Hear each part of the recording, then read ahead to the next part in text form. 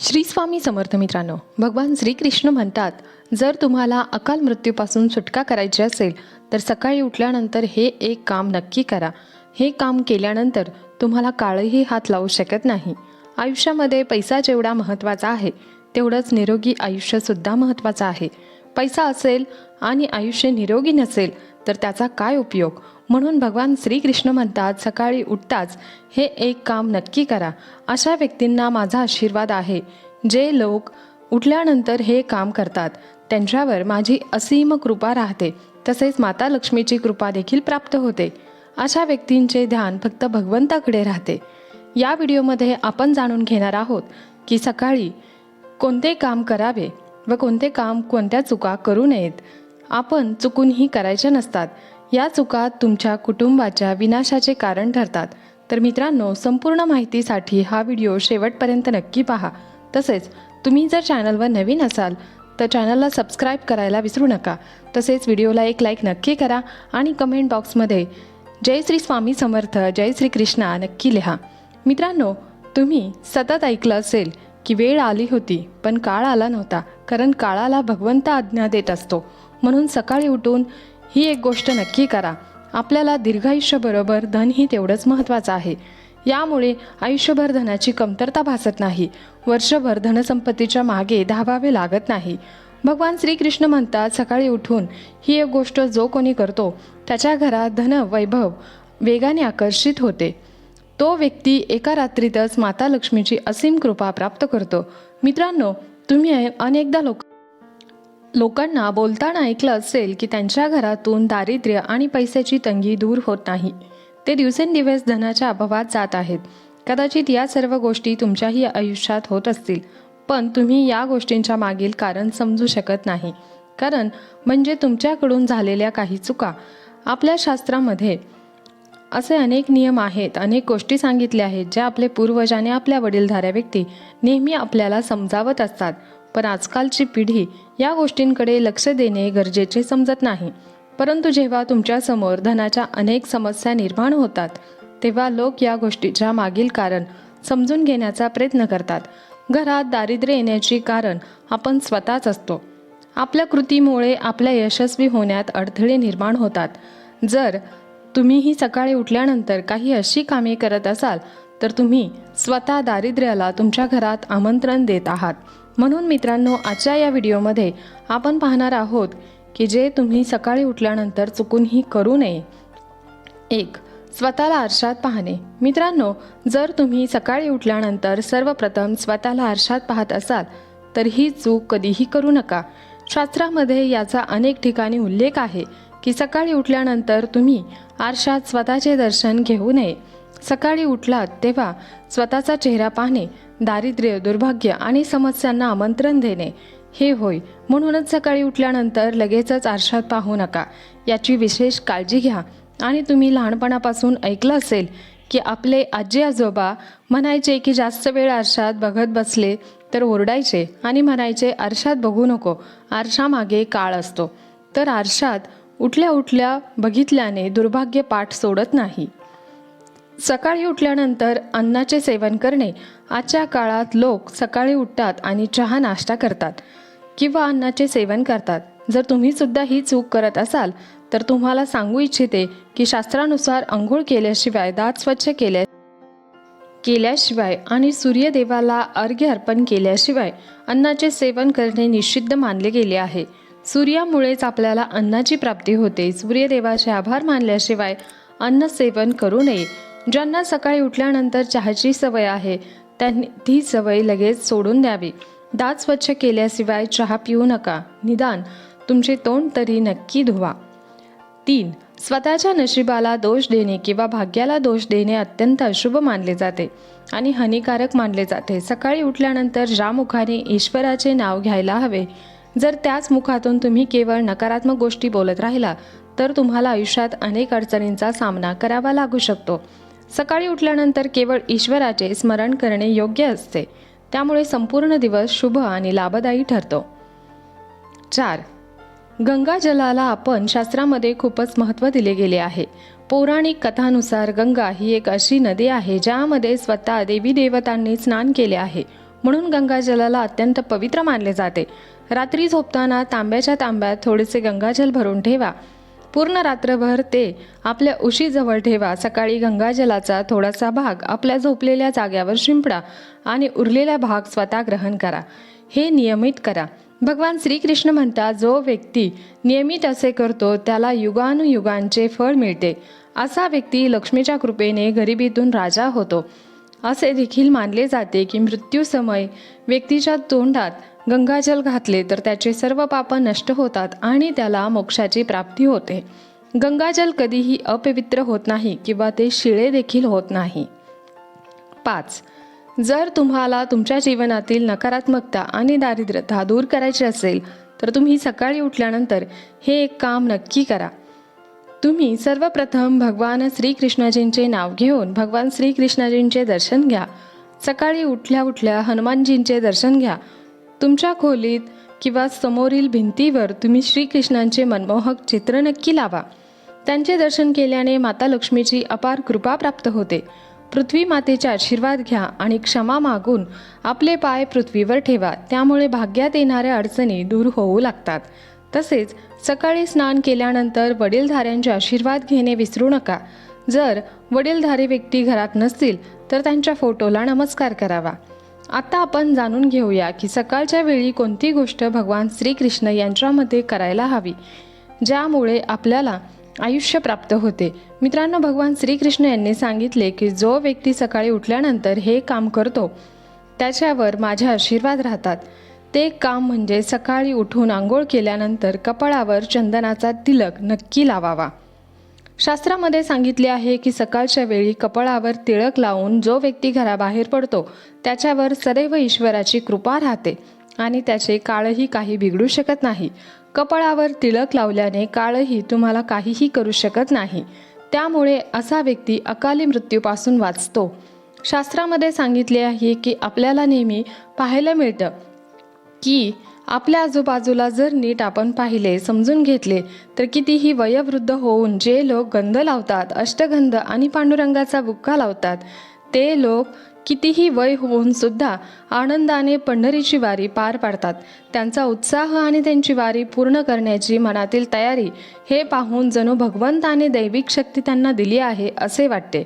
असे लोक कितीही वय होऊन सुद्धा अगदी लहान मुलांप्रमाणे त्यांची सळसळती ऊर्जा त्यांच्याकडे असते. त्यांच्यात जी ऊर्जा असते ती नक्कीच 50शीत असलेल्या व्यक्तीकडे सुद्धा नसते. हा फक्त भगवंताचा चमत्कार असून दुसरे तिसरे काहीच नाही. कपाळावर नित्य गंध लावल्याने देवाची कृपा प्राप्त होते. तसेच गंधाच्या शुभ प्रभावामुळे व्यक्तीचं मन शांत राहतं. आज्ञाचक्रावर गंध लावल्याने केवळ मनशांतीच नाही तर सकारात्मक ऊर्जा देखील मिळते. त्यामुळे हिंदू धर्मात अभिमानाने व्यक्ती पूजेवेळी श्रद्धापूर्वक विश्वासपूर्वक कपाळावर गंध लावतात. गंध लावल्याने आत्मविश्वास वाढतो, हातात घेतलेले काम यशस्वी होते, जीवनातील नकारात्मक ऊर्जा दूर होते, मनात चांगले विचार येतात आणि काम करण्याची क्षमता देखील वाढते. असं वाटतं की देवाच्या साक्षीने आपण काम करत असल्याची जाणीव होते.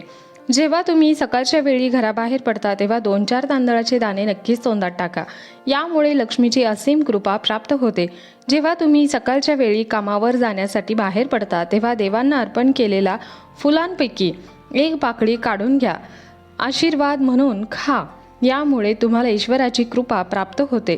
यामुळे तुम्ही जे काम कराल, ज्या महत्त्वाच्या कामासाठी जात असाल ते काम पूर्णपणे यशस्वी होईल. 4. भगवान श्रीकृष्ण म्हणतात, जेव्हा तुम्ही कोणत्याही चांगल्या कामासाठी बाहेर जाता तेव्हा गोड खाणे आवश्यक आहे, पण लक्षात ठेवा की सकाळच्या वेळी खाणे सर्वोत्तम मानले आहे. यामुळे आपल्या मार्गातील अडथळे दूर होतात. तुम्हाला जे काही हवे असेल ते सर्व काही प्राप्त होते. 5. जे लोक नियमितपणे सूर्यदेवाला जल चढवतात त्यांचं घर, परिवार आणि समाजामध्ये मानसन्मान मिळतो. चांगले आरोग्य आणि दीर्घायुष्य मिळते. या उपायाने त्वचेला चमक येते आणि आरोग्य संबंधित लाभ मिळतात. दररोज घराबाहेर पडणे आधी थोडे दही आणि साखर खावे हे शुभ मानले जाते. या उपायाने कामामध्ये यश तर मिळतेच, त्याचबरोबर आपल्यातील नकारात्मक ऊर्जा देखील दूर होते आणि दही आणि साखर आपल्याला लक्ष्मीची प्राप्ती करून देते. मात्र संध्याकाळी अजिबात दही आणि साखर खाऊ नये. यामुळे लक्ष्मीचा कोप होतो. तसेच दररोज सकाळी स्नानानंतर तुळशीला जल अर्पण करावे. तुळशीची छोटीशी सेवा करावी. यामुळे सुख समृद्धी प्राप्त होते. मित्रांनो, दररोज घराच्या मंदिरात पूजा करावी, दिवा अगरबत्ती लावावी.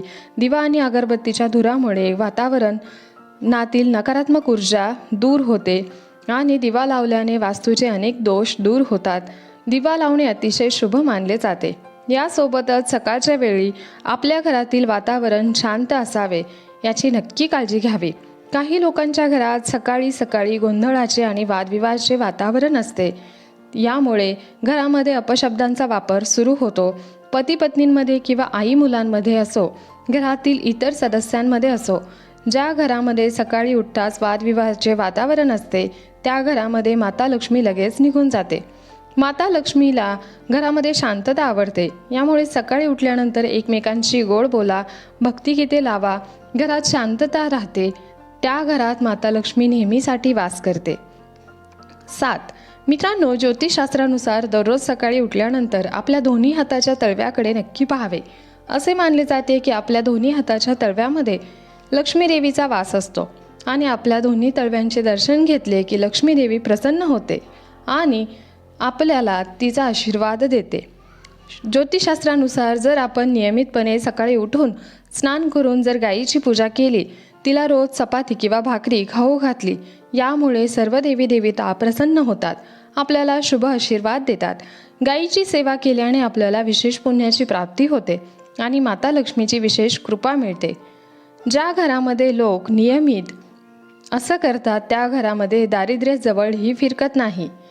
तर तुम्ही लहान मुलांच्या हाताने देखील सूर्यदेवाला जल अर्पण केले तर त्यांची बुद्धी देखील विकसित आणि तल्लख होते. तर मित्रांनो, ही ती कामे आहेत जी सकाळी उठायच्या वेळी तुम्हाला करायची आहेत. सकाळच्या वेळी तुम्ही घरामध्ये नक्की करावी. आपल्याला आयुष्याबरोबरच आयुष्यामध्ये धनसंपत्ती देखील तेवढीच महत्त्वाची आहे. कारण आयुष्यामध्ये गरिबीचा सामना करणे कोणालाही आवडत नाही. त्यामुळे आयुष्यामध्ये धनसंपत्ती असणे आणि सर्व जीवन श्रीमंतीमध्ये व्यतीत करणे हे देखील भाग्याचे आहे. आता आपण नक्की पाहूया की अपार धनसंपत्ती हवी असेल तर या गोष्टी घरामध्ये करणे आवश्यक आहे. म्हणून तुम्हाला पुन्हा एकदा विनंती आहे की तुम्ही अजूनही चॅनलला सबस्क्राईब केले नसेल तर सबस्क्राईब करा आणि व्हिडिओला एक लाईक करा. कमेंट बॉक्समध्ये जय श्री माता लक्ष्मी अवश्य लिहा.